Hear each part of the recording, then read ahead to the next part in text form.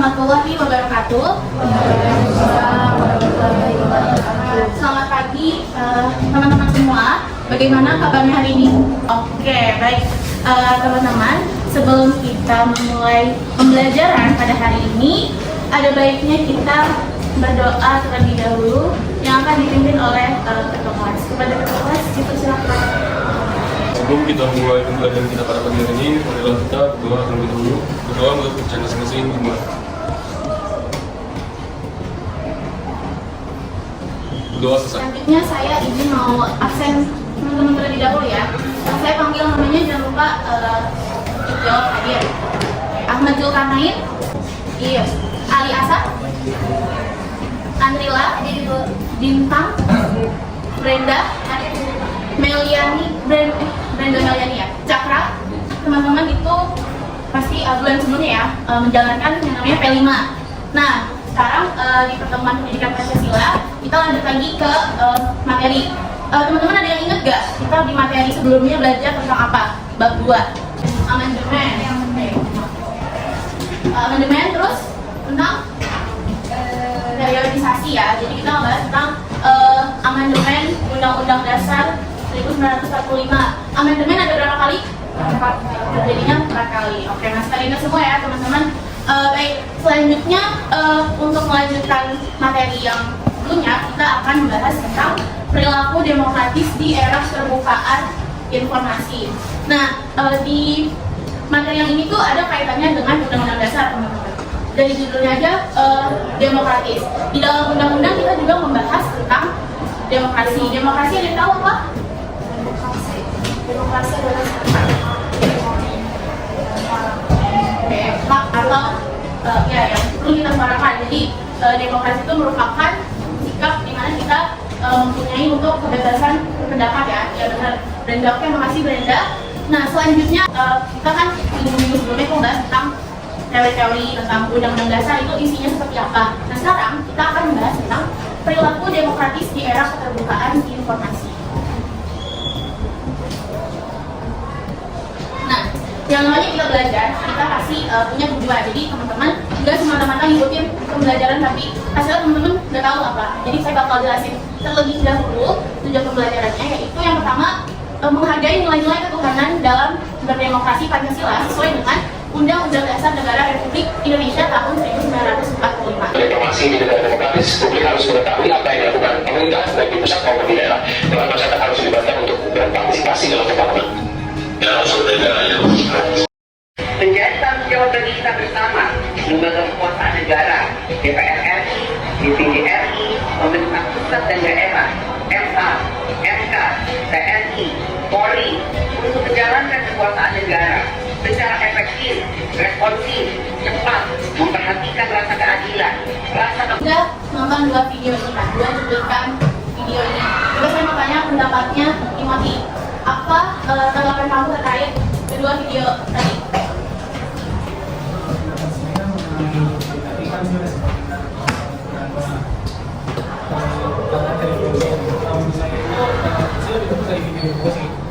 Itu kan ngebahas kalau misalnya tanpa keterbukaan suatu informasi kita tuh anggota parlemen mereka nggak bisa menjalani tugasnya.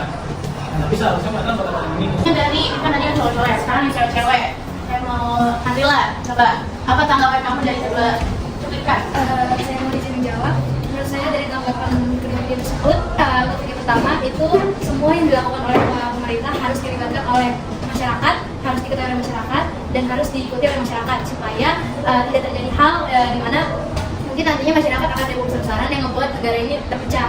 Terus dari yang kedua, Oke, untuk memvalidasi jawaban dari tanggapan dari Andrila dan Timothy tadi, coba kita masuk ke materi inti.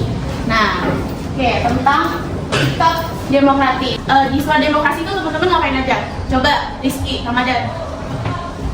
Apa yang kemarin di soal demokrasi? Apa pemilihan? Oh ya, Ya. pemilihan Basis ya, Rizky ya. Oke, sama MPK. sama MPK. Ada orang lain. Nah, ini ada sedikit catatan buat teman-teman yang perlu teman-teman ketahui mengenai kebebasan berpendapat. Nah, kebebasan berpendapat kan juga bagian dari demokrasi kan, sikap demokratis. Nah, kebebasan berpendapat ini merupakan bagian penting dari sebuah demokrasi. Nah, kebebasan berpendapat ini juga mempunyai dasar hukum, yaitu ada di pasal 28E Undang-Undang Dasar Negara Republik Indonesia tahun 1945. Nanya, siapa Fadila ya? Nah, dah. Ya, oke. Kalau misalnya nggak ada, saya mau teman-teman yang berdiskusi nih. Nah, sekarang itu ada, saya punya 4 contoh kasus. Kelihatan? Kelihatan nggak? Oke. Nah, cara menyelesaikan 4 kasus ini adalah kalian kerjakan secara berkelompok. Nah, kalian silakan membuat kelompok, 4 kelompok aja. Mungkin biar lebih mudah per baris aja ya. Per baris ya. Tapi nanti tetap yang di belakang maju ke depan.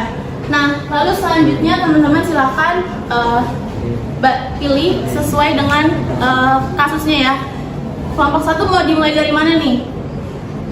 Nih, ini kelompok 1 nih dari Daniel. Kelompok case 1, case 2, case 3, dan case 4. Nah, jadi setiap baris nanti atau setiap kelompok menyelesaikan studi kasus yang ada di sini, lalu kalian tulis aja jawabannya di kertas lembar, tapi semuanya berdiskusi ya.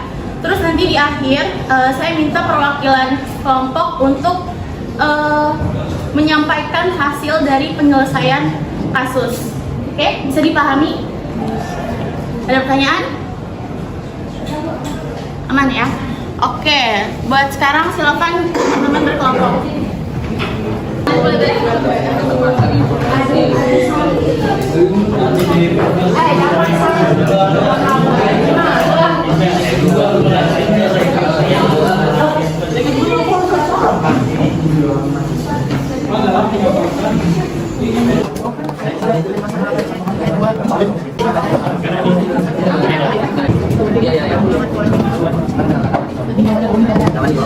Kita waktu sambil nunggu kelompok 4, langsung aja boleh dari kelompok baris pertama buat mempresentasikan hasilnya.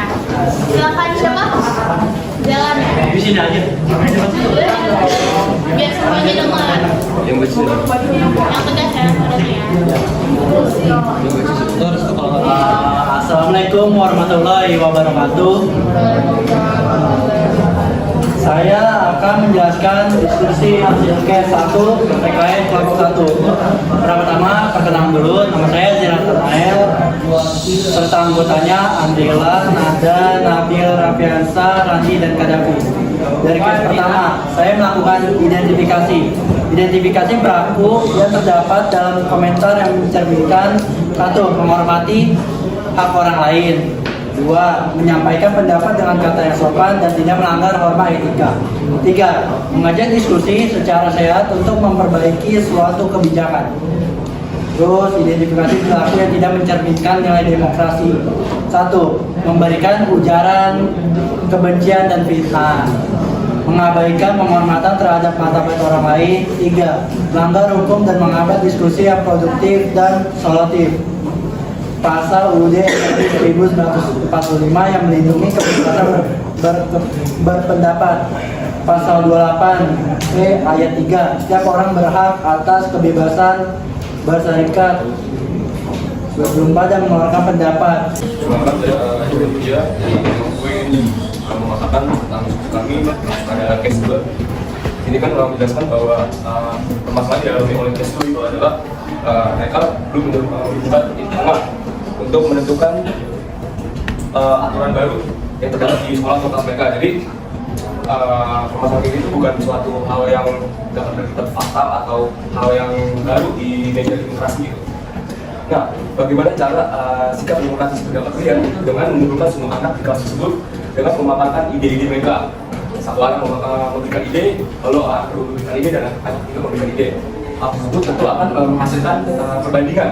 Dari perbandingan tersebut kita dapat menganalisa apa kekurangan dan kelebihan dari si A dan B terlihat, tapi hasilnya itu juga dapat kita bawa. Nah, jadi sekian pemaparan diskusi dari kelompok 2. Terima kasih.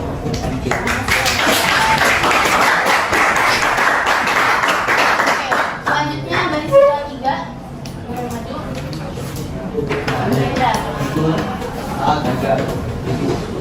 Assalamualaikum warahmatullahi wabarakatuh. Di sini saya perwakilan dari kelompok 3 dan kelompok 3, yaitu di sini ada permasalahan dari case 3, yaitu sekelompok siswa membuat petisi online untuk meminta penambahan fasilitas olahraga di sekolah. Petisi tersebut ditandatangani oleh banyak siswa dan diajukan ke kepala sekolah.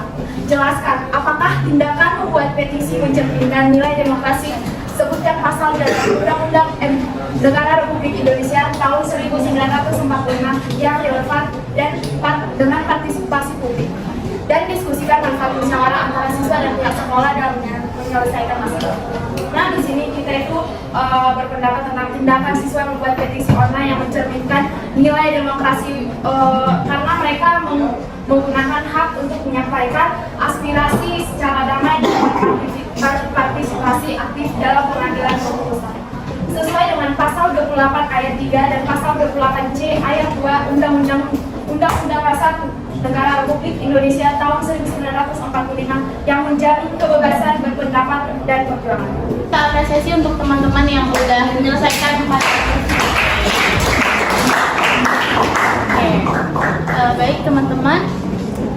Nah, sebelum kita mengakhiri materi dari perilaku demokratis di era keterbukaan informasi, saya ingin menyampaikan kesimpulan pembelajaran hari ini, yaitu menjunjung tinggi perilaku demokratis menjadi semakin penting di era digital yang ditandai dengan kemudahan akses terhadap informasi. Lalu transparansi informasi yang besar menawarkan peluang yang fantastis untuk meningkatkan keterlibatan warga negara dalam politik, tetapi juga disertai dengan kelemahan seperti penyebaran ujaran kebencian, polarisasi, dan berita palsu.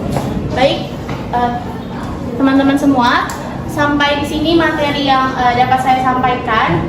Untuk selanjutnya teman-teman bisa mempelajari lebih lanjut lagi di buku yang kalian baca dan di materi selanjutnya. Sekian dari saya, mohon maaf apabila ada kekurangan. Saya akhiri. Wassalamualaikum warahmatullahi wabarakatuh.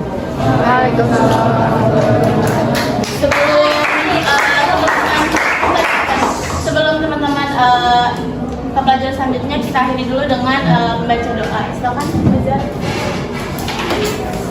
Sebelum kita akhiri pembelajaran kita pada hari ini, marilah kita doa terlebih dahulu untuk meminta ilmu dan berkah. Berdoa menurut cara masing-masing dimulai.